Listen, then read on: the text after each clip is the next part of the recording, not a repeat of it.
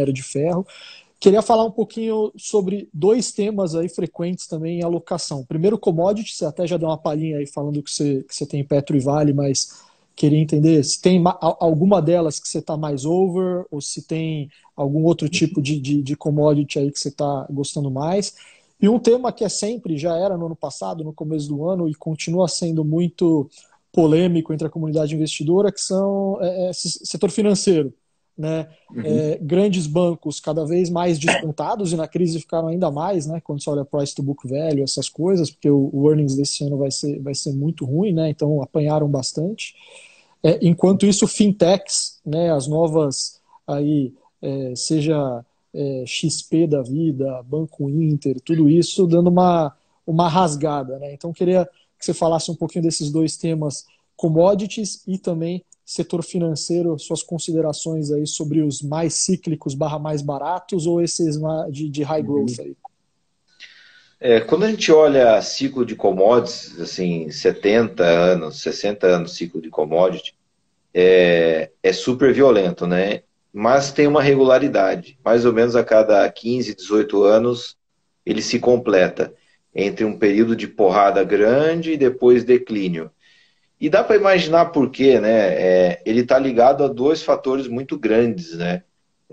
Crescimento econômico, isso ajuda, né? Para cima, puxa commodity. Por quê? Crescimento econômico, qualquer coisa que você construa tem uma commodity ali no meio. Casa tem commodity. Você pega Sim. lá pegalhão, você pega cobre, essas coisas. Carro é pura commodity, alumínio, tal. Mais consumo, mais pessoas andando, consumindo plástico, petróleo, então puxa, né? Comida. Então, crescimento econômico, commodity para cima. E por alguma razão, a gente sabe, isso acontece com outros setores, o preço fica alto pra caramba, todo mundo fica macho para poder aumentar a capacidade de produção, né? Toma dinheiro, aumenta a produção.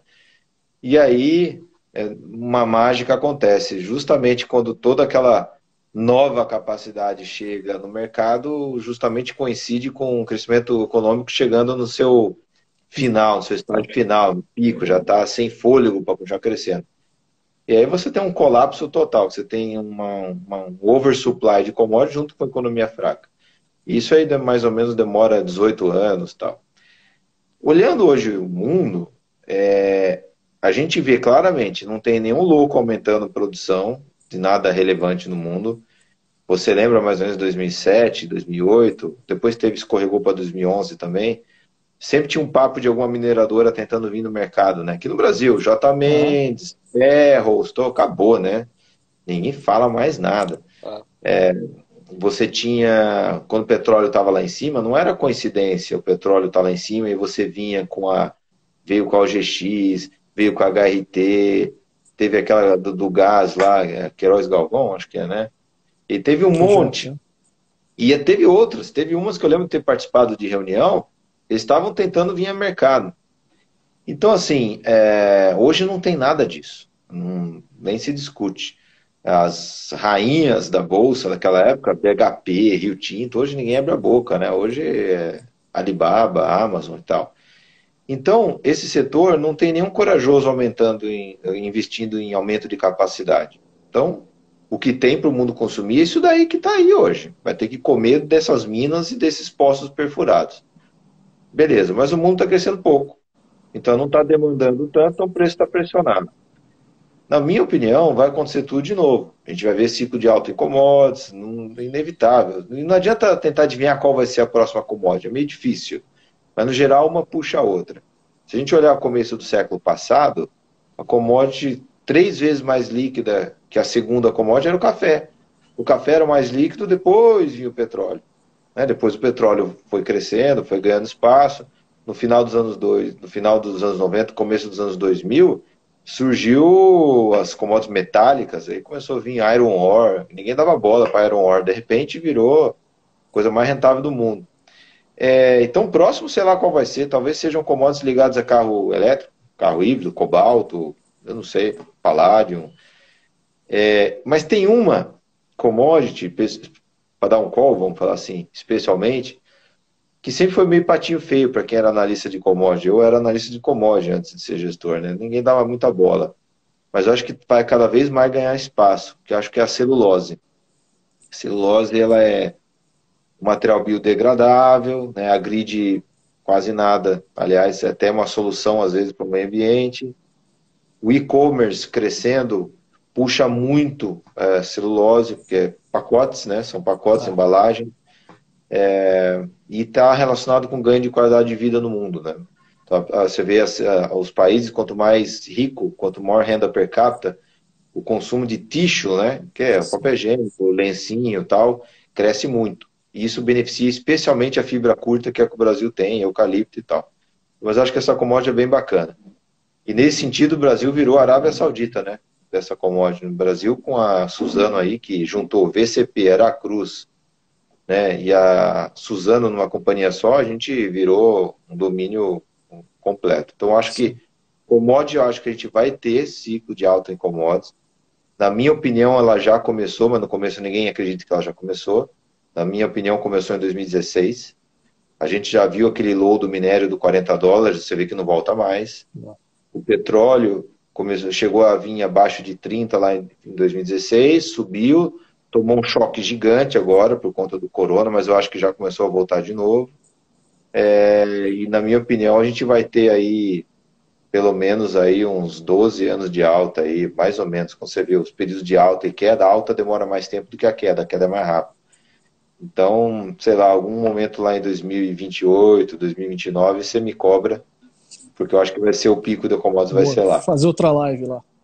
Aí você vou estar bem mais acabado. Então, assim, eu acho que commodities é interessante, mas que nem eu te falei no começo, né? As outras coisas também estão interessantes. Então, a gente não tem só commodities no fundo. Perfeito. O que a gente tem de commodities? Petro, até mais do que Vale, porque a gente acha que dá para o petróleo subir bastante. Adoro Vale. A Vale está imprimindo dinheiro espetacular, acho bom pra caramba. É só uma diferença tática. Então tem Petro e Vale. Tem Suzano e Klabin, que já foram bem maiores no fundo, está um pouco menor agora, porque elas andaram bem, outras coisas ficaram para trás, mas a gente gosta. E uma que é forma, mas é um long and short, né?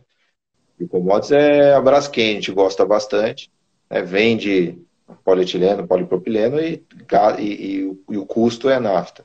Mas é commodity, de forma geral. Tem uma merrequinha, quase nada, de Gerdau, mas isso mais para a gente acompanhar. Mas essas são as commodities que a gente tem. Legal. E a outra coisa que você perguntou... Eu perguntei sobre o tema polêmico aí de bancos. Os bancões contra fintechs. Se é para ter alguma coisa no relativo ou não? Bom, a gente não tinha, antes da crise, continua não tendo, a gente não tinha, porque a gente achava, no relativo com as outras coisas, banco mais caro e, do ponto de vista da história de bancos, muito ruim, né? Porque não é só fintech, é todo o avanço que está ocorrendo no setor financeiro, Open Bank, né? Possibilitando peer-to-peer, né? Os QR Codes, as wallets e tal. Isso tudo come retorno dos bancos, né? E XP puxando a fila de uma série de iniciativas de plataformas e tal, isso também come retorno dos bancos. E o problema é que a gente não vê poder de reação dos bancos. É uma letargia, é uma lentidão para tomar a decisão que chega até a irritar. Você vê que não vai, daquele modelo antigo não consegue avançar. Bom, essa era a opinião nossa. Quando veio a crise, os preços baratearam, Itaú, Bradesco, que a gente gosta bastante, barateou, mas as outras coisas também. Sim. Se você me falar hoje, entre Itaú e Bradesco e CDI, eu compro de olho fechado, eu viro fã de carteirinha dos bancões. Mas comparado com outras oportunidades, eu acho que ainda não. Mas a história, na nossa opinião, melhorou. Porque, assim, a crise tira um belo fôlego dessas startups e das fintechs. Na hora do vamos ver, você vê que as empresas tiveram que tomar 200, 300 milhões de reais de liquidez, vão no Itaú, né? Eles vão lá no Bradesco, não vão no Nubank para levantar dinheiro, não vai no C6, não consegue. Então quem tem dinheiro mesmo, liquidez, são os bancões. Foi ali que as empresas correram. E num momento onde a economia fica mal, imagina antes. Antes as fintechs, startups já estavam queimando caixa todo mês. Imagina no meio da crise. acelera ainda mais a queima de caixa. Só que o apetite do investidor para continuar aportando e sustentar aquele bis diminui. Então, os bancões têm uma janela de oportunidade importante. Você vê que o Credit Suisse aí indo para cima do modal mais. Eu não sei se o BTG, depois você me fala aí. O BTG acho que vai fazer alguns movimentos interessantes com essa nova liquidez aí, acho que deveria fazer. Então, acho que o Itaú Bradesco, não sei se vai fazer alguma coisa, mas acho que tem uma janela de oportunidade aí, de usar um momento de fraqueza desses concorrentes para trazer gente boa para dentro do time, para dentro da estrutura. São fintechs e tal, tão mal das pernas, não tem liquidez, mas tem solução ali dentro. Tem inteligência, tem algoritmo bom, tem time bom, tem boas pessoas ali. Então o banco tem a chance de trazer para dentro da estrutura um pessoal que pode oxigenar a cultura interna, que pode dar novos horizontes, né? Não sei se vão fazer, mas assim, a história dos bancos para mim melhorou. Eu estava bem pessimista com os bancos, melhorou agora, mas não por causa do preço. O preço tudo caiu, mas porque surgiu uma janela de oportunidade. Vamos ver se eles vão aproveitar. Mas a gente ainda se mantém fora do setor financeiro. Legal. Breno, eu tinha me comprometido aí com você, queria ficar conversando umas 4 horas aí com você, mas tinha me comprometido 40 minutos, e a gente vai ter uma live aí depois. Minuto investido, conhecimento compartilhado.